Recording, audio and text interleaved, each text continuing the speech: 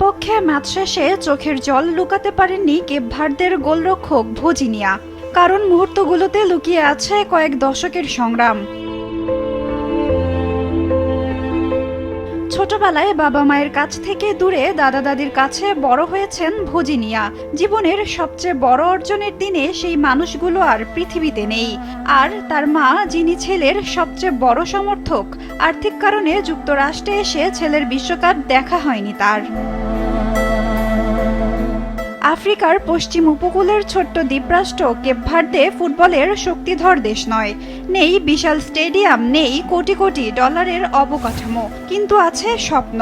আর সেই স্বপ্ন নিয়েই 25 বছর বয়সে পেশাদার ফুটবল শুরু করেছিলেন ভজিনিয়া। যে বয়সে অনেক ফুটবলার ক্যারিয়ারের মাঝপথে পৌঁছে যায়, সেই বয়সে তিনি শুরু করেছিলেন নিজের যাত্রা।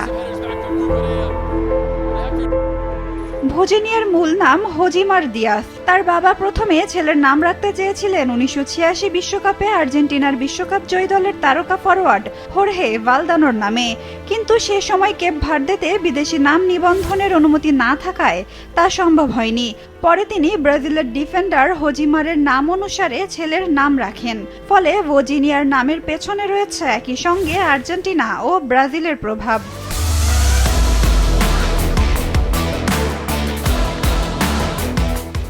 স্পেন ম্যাচের আগে বিশ্ব ফুটবলে খুব কম মানুষই চিনতেন তাকে। এখন সামাজিক মাধ্যমে লাখ লাখ মানুষ খুঁজছে তার নাম। ম্যাচের আগে ইনস্টাগ্রামে ভজিনিয়ার অনুসারী ছিল প্রায় 50,000। এখন তার অনুসারীর সংখ্যা 7 লাখেরও বেশি।